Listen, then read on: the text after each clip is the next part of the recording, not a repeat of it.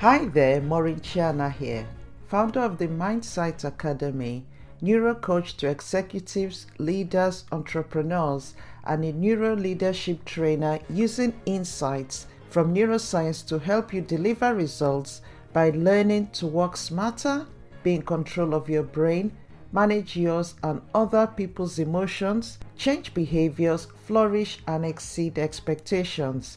I am so pleased to be back here with another episode of Lead to Excel podcast. Today, I've got a fantastic guest. I am so excited about this lady, and I really want you guys to hear what she does because it's really intriguing. When I met Etsy, I was so intrigued to find out what she did and how, the impact it really has on people. So without wasting any more time, let's get in and find out about Etsy. Am I pronouncing your name properly? Is it ST, like the letters S? So ST, right. Yeah. So welcome, ST, to Lead to Excel podcast. So could you just tell us your name in full? Yes. Thank you, Maureen, for having me. I'm super excited to be here. I'm ST Rappaport, like the letters S and T, just saying the letters ST together, Rappaport. However you pronounce it, it's fine. I don't really care. I've got it now. It's ST. So exactly. Right. So yeah, tell us about you. So who are you? What do you do? I am a relationship photographer and coach, which means I take pictures of couples and using various methods, especially CJEA, I coach them through their problems, their challenges, I should say, together with photography. Fantastic. So I really, before we started this podcast, Astia and I were just talking about the weather because I'm in the UK and she's in New Jersey and the weather here is horrible. While New Jersey is really lovely and warm. It's freezing. It is so cold, but it is really sunny. You go outside, your fingers freeze off, but it's sunny. So that's New Jersey. Freezing in the winter and really hot in the summer. Yeah, true. Right. Okay. I'm going to ask you something. You mentioned CJEA. What is that?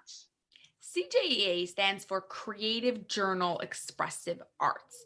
It's a method developed by Dr. Lucia Capacchione about using your non-dominant hand to access your subconscious mind. Because anytime you have a challenge, anytime you need to make a decision, you want to decide how to do something, make new plans, you have all these ideas and it's all coming from your logic brain. You're thinking consciously about it. You get tons of people giving you advice, maybe from social media, maybe books that you read, all sorts of things. Now, it's amazing. We need our logic brain. However, when we're stuck in our logic brain, we're not attached to our subconscious that knows the answers already. So when you write with your non-dominant hand, the hand you don't usually use to write with, it's like you're walking in through the back door. You go straight past all the logic stuff and you get straight to the subconscious and the emotions that knows exactly what you need in this moment. Interesting. You see, I found that really intriguing because, as you know, I love everything to do with the brain. And just being able to tap into the subconscious by using your non-dominant hand is really interesting. So can you just explain this a bit more?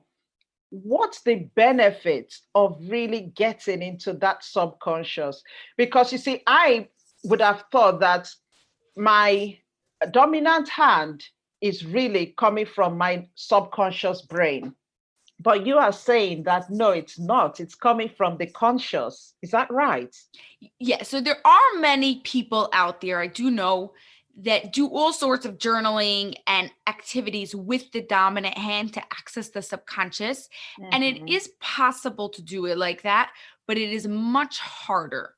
because you have to first walk through all the logic stuff, realize that, hey, the only reason why I'm thinking this is because I saw it in this movie, or hey, I only want to do this because my mom wants me to do this. But if you go right past that, you don't have to work through all that. You could, when you write with your non-dominant hand, you don't have to figure all that stuff out before you hit the subconscious. So you get straight to the core, to the reason of what you're trying to figure out. Right. Okay. So the aim is to get into the subconscious. Right. And it's the non-dominant, using the non-dominant hand that takes us there. Now, I'm trying to understand the science behind how the non-dominant hand gets us into that subconscious. So it bypasses everything to get us there. Okay, so I'll explain that. So there's the left side of the brain is in charge of the logic stuff, right? Math, reading, writing. The right side of the brain is in charge of the creative stuff, art, music, drama, and it's in charge of emotions. Right. Now, that's the side of the brain where the subconscious lays. The subconscious is in between the two halves of the brain, but it lays, like, entering it is through the right side of the brain. When you write with your non-dominant hand, you're accessing it through the right brain, because when you're writing, what's happening? You're going in through the left side of the brain. When you're but if you take your pen and you move it to the other hand, or whatever you're doing, you're eating with a fork and you move it to the other hand, now your brain has to make new neuron connections and rewire it. So it's going to enter from the other side of the brain, which is going to be your subconscious side. Thank you very much for explaining that. And what's the advantage of that, though? What is that going to help us achieve? So it literally helps you with almost anything you want to understand. It sounds crazy and like, okay, I'm not going to believe this, but because it's your subconscious and your inner self really knows everything. Like, you know, when you need to make a decision and you're like, I don't know this, I don't know that. And you keep on going back and forth, but deep down, if you're going to get really honest, you know what answer you're going to do, right? Now that is in your subconscious, your mind, your body knows the answer already. When you're writing with your non-dominant hand, you're not thinking, you're just writing, because as soon as you start thinking logically, you're getting back into your left brain. So you're not thinking, you're just writing, and then it just comes out on the paper, the answer that you were looking for. So whether you're looking to make decisions, you have a health problem and you want to know, why is your back hurting you? There's a reason why your back is hurting you. Now, you might be focused on the pain. What happens? There might be something in your subconscious that is so big and so scary to get into that your subconscious says, don't come here. Don't look at it. Don't try to figure it out. Instead, I'm going to make your back hurt. So that way you're focusing on your back pain instead of trying to go and figure it out. So now when you're writing, why is my back hurt, with your non-dominant hand, your answer is going to come out from the subconscious right away, because you're not focusing on your back, you're focusing on your subconscious. So if you want to have a difficult conversation with someone, you could try that also, because your subconscious will be able to know somewhat, obviously not exact wording, but the concepts of what that person will be trying to tell you. So you could have a conversation. I'll give you an example. Let's say you have someone that you have a really hard time, a difficult conversation you need to have with someone. It could be an employee, it could be a coworker, your husband, anyone.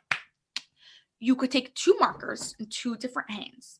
Your dominant hand is going to be your things that you want to say, and your non-dominant hand is going to be the other person. And then you go and you have that conversation. You tell them whatever you think, you ask them whatever questions you want to ask them, and you have them answer with your non-dominant hand.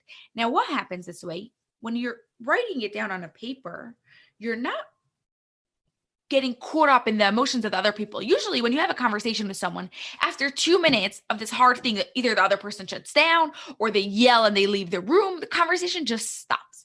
When it's on a paper, you don't have that. It's just you writing between your two hands. Then you could get all the way to the end of the conversation and figure out how this is going. So when you go and have this conversation in real, it's much easier. Does that make sense? Interesting. Yeah, absolutely. Really interesting. So coming back to the dominant hand and non-dominant hand, what I find really interesting is that because you're using the non-dominant hand, then what you're doing in essence is engaging your conscious brain. And because the conscious brain is then busy trying to work out, because it's new to the brain, that way you can then access your subconscious brain where all the information is stored. And that's, so I find that really interesting. Yeah. And I love the way you explain the subconscious brain, because you're absolutely right. Everything we do, memories, all stored in our subconscious brain. And it's got a lot of answers. The main thing about the subconscious brain is that a lot of the answers it has, some of it might not serve us well sometimes. Some of it might. What do you say to that? Yes. So the reasons why we have these thoughts or these beliefs in our subconscious is because at a certain point, in a certain moment, it did serve you well. So maybe something happened when you were 3 years old and the whole world was going to fall apart. There was no way you would be able to survive without this thought. So your brain made this thought for right then. And the problem was it got stuck there. So now that you know that this thought is in your subconscious mind and it's not letting you achieve what you want to achieve, you could bring your conscious in and talk back to it. So what you do is, again, you take 2 markers and you write your belief with one hand, and with the other hand, you answer back to it. No, that's not true. I know that's that. You just go back and you answer and you create a new thing. I am working towards becoming a better leader. I am in the process of loving myself. Don't say I love myself now, because then your body's just not going to believe it. But if you say I'm working towards, I have the ability, I am capable, then you could go and change that thought in your subconscious. Because when you say I am working towards, the subconscious doesn't recognize that. I am working towards, because as far as the subconscious is concerned, that's not happened. It doesn't know it. So how do you then go back and change it? And how long after do you change it? So it's going to be an ongoing process. Depends on the person. Some people are really connected with themselves and this works for them immediately. Some people, the first time they try it, they get no answers. Everything that comes out is just nothing. And they're like, I don't know. Well, if you were never connected with yourself, just like when you meet a stranger the first time, you don't go and tell them all your deepest, darkest secrets. Your subconscious is also not going to go and tell you all its deepest, darkest secrets if it's the first time you're going and contacting it. So it's a process. It takes time. And then there's all different things you could go and do to change that belief in your subconscious. So it could either be writing, or because your subconscious doesn't think in words, but it thinks in pictures. Art is all sort of art is a really good way to connect with it. So art, whether in like painting and drawing and things like that with your non-dominant hand, or music and movement, all those things change is like the language of the subconscious and goes in there much faster. So by using your non-dominant hand and using any sort of art together with what you're trying to change, you'll have a much faster result. That's amazing. And I suppose that's why things like vision boards are really important, because that's the way the brain works. It's that imagination, it's those pictures. So yeah, that's good. So now, what's really cool, sorry to kind of interrupt you for a second. That's cool. Yeah. What I love about vision boards is people like to hang up vision boards and they're pictures and they're awesome. They train your subconscious. The thing with vision boards is when you have a problem, it's not going to go and solve your problem for you. What you can do is, at the time you have a problem, you can look at your vision board, and with your non-dominant hand, you could have the vision board so-called talk to you, like tell you what you should do in the problem. Now, because that picture got into your subconscious, now your subconscious will know the answer and will be able to write it out for you on the paper. And then you'll know what to do. Interesting. So it's looking, because with the vision board, I always say that a vision board with no action is worthless anyway. Exactly. So it's looking at the vision board and then now getting back into the subconscious to find the action and answers to what actions you need to take.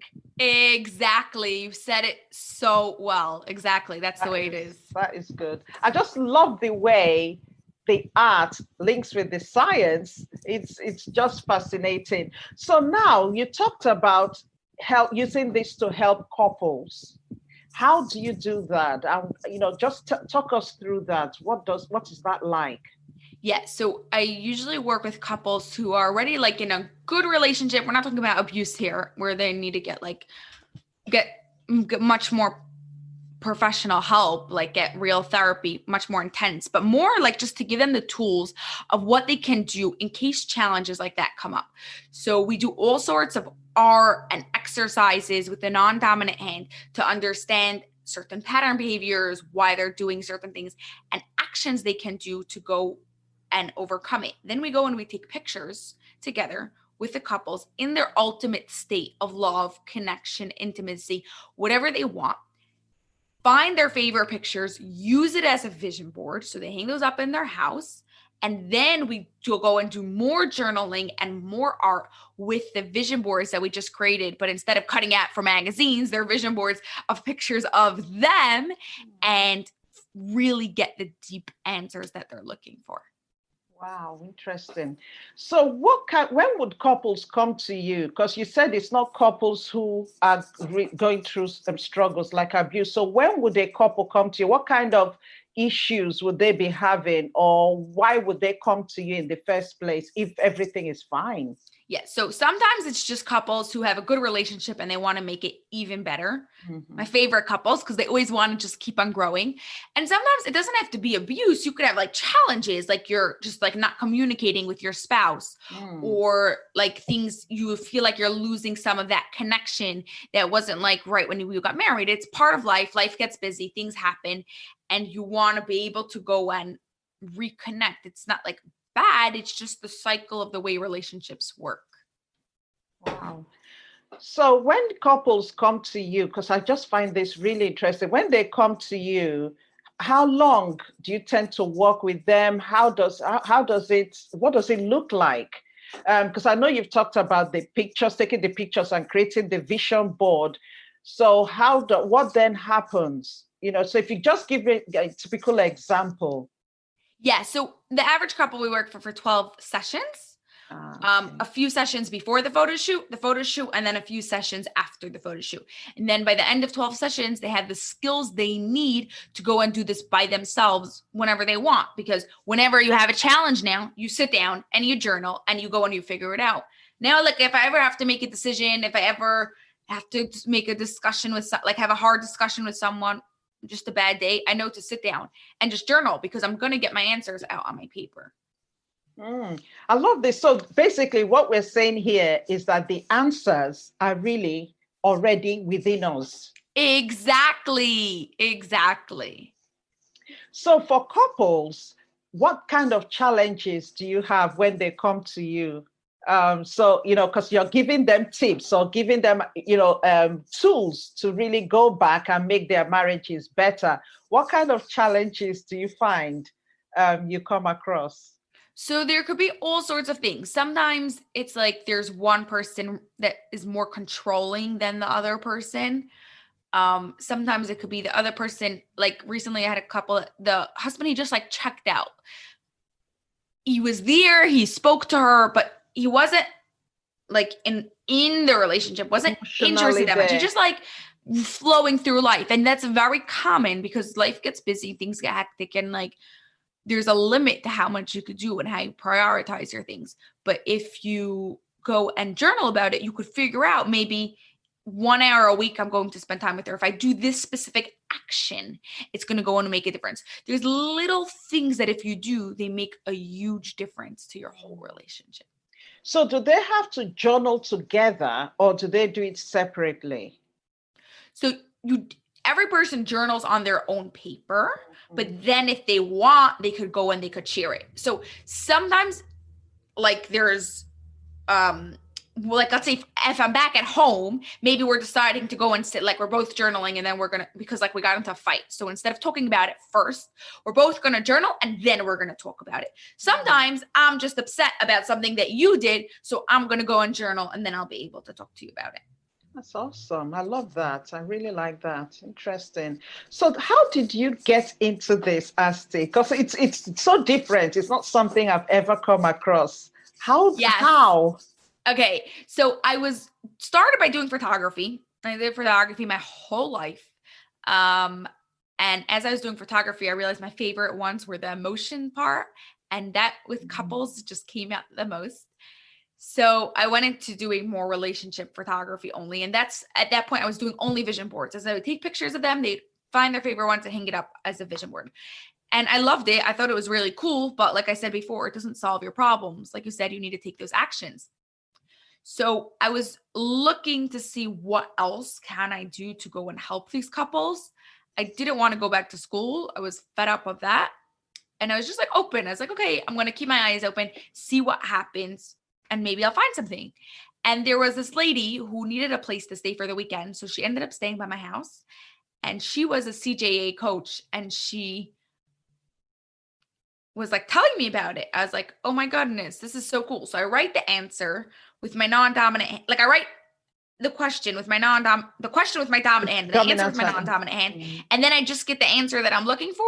That's like so cool. Like now I'm not going to have challenges anymore. Not really, you still have challenges, but I'm not going to be stuck, like lost. Like I'm not going to know what I'm going to have to do anymore. So I decided to go and take some sessions by her to first figure out and see if I really like this, does it really work? And I was like, no, I'm not doing it over Zoom. I'm coming to your house. This was like a few years back. So it was like before you were able to go and see people. And I was like, no, I'm going to do it in your house. And I would go and I would drive 2 hours each way to do it in our house because I was like, I have to do this in person. And I absolutely loved it. From the first session, I sat there like I got like a whole clarity and like everything that was going on in my life. It just made so much sense. And I was like, I love this. So after a few more sessions, I went to get trained. Amazing. My brain is just ticking away because I've got a few answers before we a few questions before we finish this. So one thing that I'm aware of is that the information in our subconscious brain obviously is from our experiences, from our childhood, from everything we've picked up along the way. What if you go looking for answers and the answers that your subconscious brain is giving you are not helpful? So there could be answers that could be quite limited because that's the information it has. How do you deal with that, or how do you recognize that, and how do you walk through that? Yeah, so the only way that will happen is if you're not connected yet with your subconscious, because your subconscious knows way more than we think it knows. Mm-hmm. We think it's only our experiences, but it's way more than that. Mm-hmm. So if you're not getting answers that you are, like you said, limited answers, mm-hmm. I would suggest you journal again the next day or a few days later, mm-hmm. and try it again. And again, every time I journal about the same thing, I get different answers because I'm connecting with it more and more and more. Mm-hmm. Yeah. I understand that. That's interesting, because what's happening in that sense is that because the brain is constantly wiring. And I think from what you're saying, I think what you're working on a lot is the insights that come from inside from the subconscious. It's that insights we get, like intuition, the light bulb moment. It's those, and that comes from the wiring that is occurring. And I suppose that's what answers the question why you get different answers at different times. Exactly. And the intelligence is that we know what's limiting. So it's being able to decide on and make that right decision. If you're not getting what should be the right answer, you can go back and keep journaling. And in a way, what that is actually doing is in essence rewiring the brain. Yes. So, oh wow. Yes, what happens is after you do this for enough times, for really constant, for a really long time, then this is like much later on, like really not anyone who's just starting out, your brain, like you said, gets rewired, and all of a sudden you'll get these subconscious insights, like you said, throughout your day. And you're like, I would have never thought of this a year ago, but now I am. And it's just so cool. Yeah. I think that is so powerful, actually. And being able to live like that. Because one thing I always say is the brain is such a complex organ, but so intelligent, so smart, so clever. There's so much in it. You know, when you think about creativity, innovation, what can come from our brain, but a lot of times we don't use it. We just, we don't really tap into the power of the brain. So I truly love what you do, and I'm sure the listeners will be excited. So how do they find you? Tell me where they can find you, where they can reach you, where they can contact you. Yes, the best place to do that is to go to LifePix with an X, LifePix Relationships.as.me, and I'd love to speak to you there.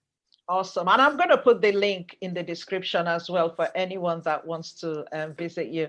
So thank you very much. This has been so interesting and really revealing quite a lot of insights for me as well. So thank you once again, Asti. Thank you once again for tuning in. And remember that if you haven't subscribed to this podcast, click on the button wherever you listen to it so that you don't miss an episode. And I would really appreciate you leaving a review as well, or even a comment on the podcast, or ideas of topics that you want me to talk about in future. I've got some exciting episodes coming up with some interesting guests that you really wouldn't want to miss. So in this climate, wherever you are, do remember to keep safe, look after yourself, and I truly wish you perfect health. Stay limitless, and I look forward to seeing you in the next episode. Bye for now.